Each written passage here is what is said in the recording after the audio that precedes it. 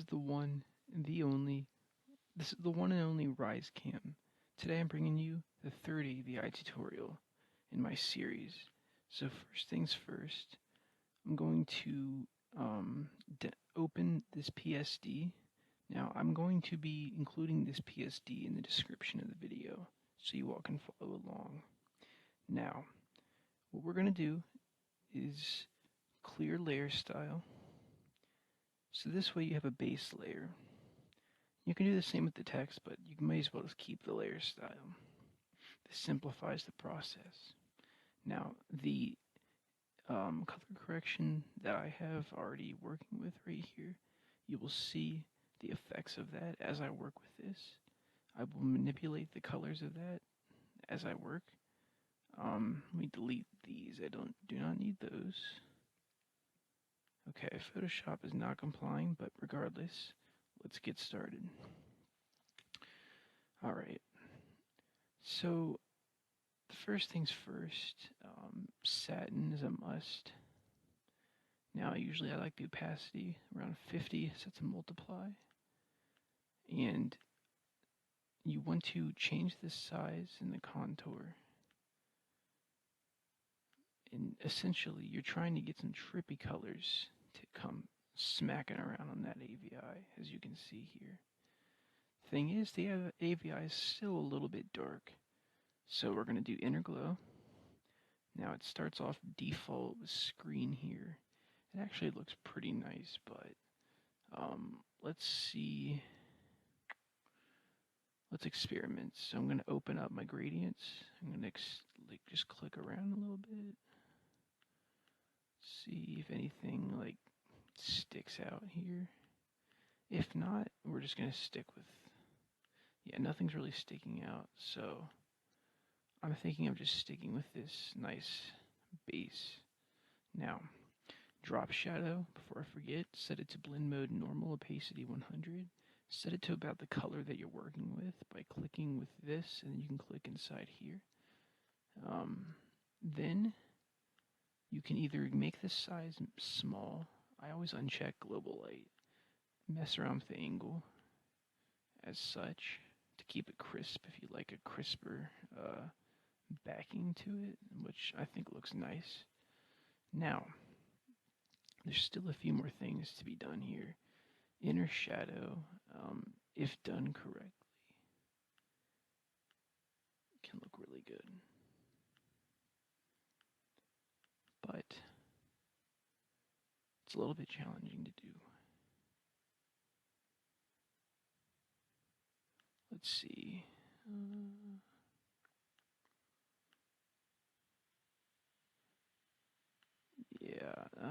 Nah, we're just gonna skip inner shadow. It's honestly just optional. So then bevel emboss. You either could stick on the side of making it look clean and not go too crazy as such, or you can do what I do and make it go crazy. I always change the gloss contour to something trippy looking. Ring doubles like my favorite. Then you can adjust where it's overlaid and how it's overlaid. So it's really optional. Let's see here. I like that. I like the light. I don't really like. I don't necessarily like how dark it is, but you can change around with the contour settings to manipulate exactly where the lines are going, which helps a little bit. So let's see here. This looks pretty nice. And then if I manipulate the base a little bit, this looks really nice, actually. Yeah, I'm liking this. Okay. So this is a more of a darker design. You could set the blend mode of this to difference of the inner glow if you want to go for something. Wait, not difference. I'm a little bit rusty when it comes to certain things when with making these AVIs. But so yeah, if you stick with precise, you can manipulate it. It kind of matches the contour of. So we're back. I'm actually going to change. I'm not going to do the inner glow. However, I'm going to stick with this base. Now, you could do a gradient overlay. You know what? Alright, here's what I'm going to do. Because I have such a dark base, we're simply going to rasterize this layer style. And then we're going to duplicate it. And then we're going to work with the new one. This is something that I do. It's kind of a cheat code. Then we're going to do an inner bevel all over again. We're going to leave out the black. Let's keep the white shade in there. Then we're going to manipulate the streaks and then the direction. So then we get some more like lava sticking out in this AVI, as you can see. Inner glow is a must. So I'm liking how that's looking, but it's not matching the colors. Alright, so inner glow likes to stay with the default of this yellow. It's disgusting. I always change it to like purple.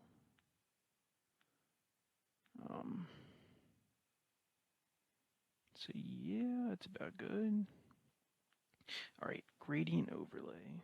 Now here is what I like to do. I think reflected, I always reverse it and then set it to difference. And then I start going inside of here. The problem is, it really depends on your gradient, the color correction you're working with.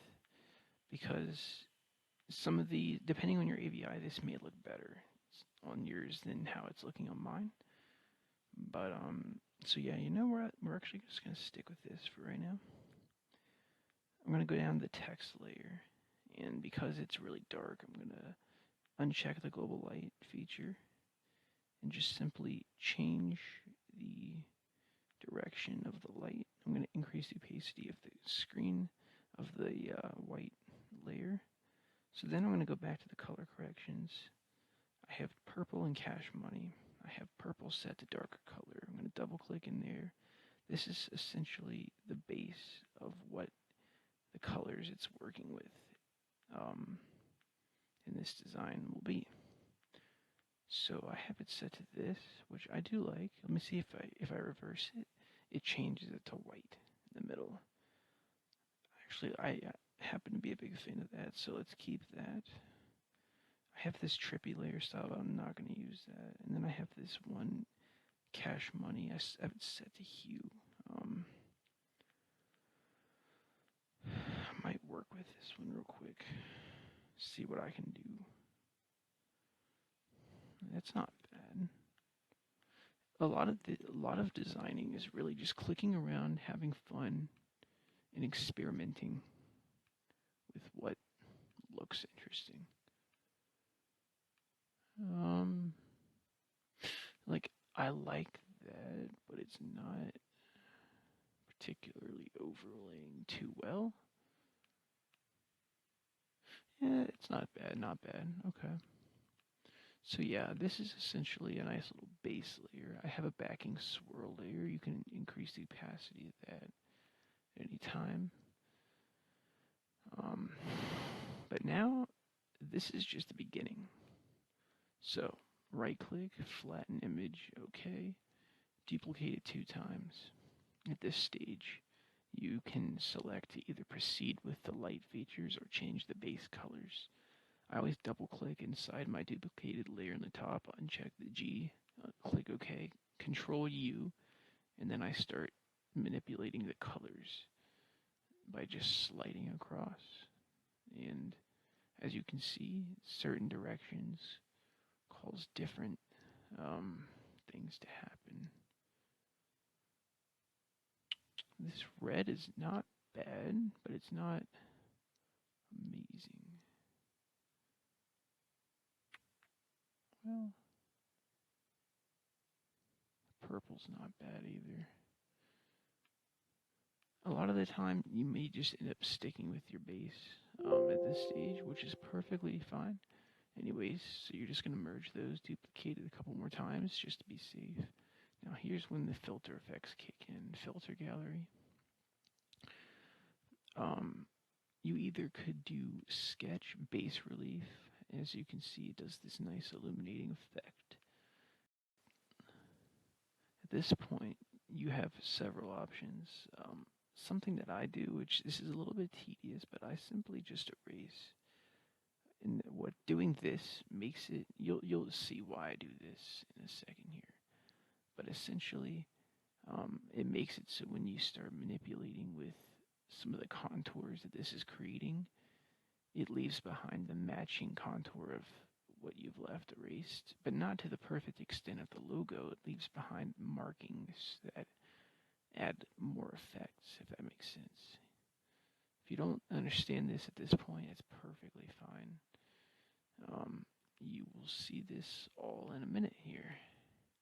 So I'm just going to keep on erasing. You don't have to be perfect with it, as you can see. Just enough to get the logo illuminated, as you can see. Although definitely try to clean up your edges as best you can. And I'm going to lower the size to just squeeze through there. Okay. Squeezing through. Okay. Now this is pretty good. So now you're going to double click inside of this glow layer and you can manipulate the RGB split of this if you'd like, depending on how the colors look. I actually happen to like this. So at this point you can go to the blend if section, manipulate the slider. This can decrease or increase the amount of that layer. So by changing the direction, I can essentially change the logo, change how it's looking here. I really do like this kind of chrome looking effect got going on here. So yeah, let's stick with that. I'm going to merge these layers, duplicate it, filter, blur, radial blur, amount about 30, zoom best, set it to lighten, duplicate it 2 times, hide the first one, open up your second one, uncheck the G so you get a purple layer, slide to the left of this slider. So essentially you're erasing this backing. Control T. Then you can increase the size, which creates a nice glowing background. Go back and check up your other layer, make it visible. Uncheck the G. So now you have a glowing layer on top of the other layer, and then I always erase around the text just to be safe. So then we're going to merge all these layers, at which point we're almost done, but we're not quite done. We're going to hit new for new layer, paintbrush, at which point we're going to essentially illuminate this ourselves by tracing the outline of the logo. This is to add depth to the entire design. There's a few more touching effects I'm going to show you all at the end here, and then you all should be on your way. This is a quick little rundown of the Rockstar style. So just keep tracing your logo like this. You can even do the text a little bit. It's not that important. Then you're going to manipulate the settings at how it's overlaid. So for some reason it's like lagging for me right now. Okay. Lighter color. Overlay is really nice. Yeah, I like overlay. Now it's a little bit bright, as you can see.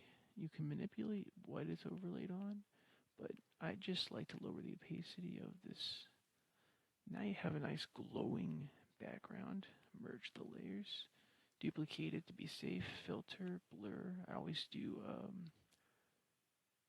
smart blur. Quality high. Click OK.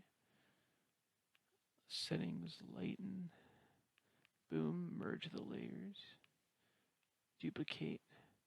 Final step is with your duplicated layer, uncheck the G, hit OK, Control T, and then shift it 1 pixel in any direction to add it like a slight RGB split.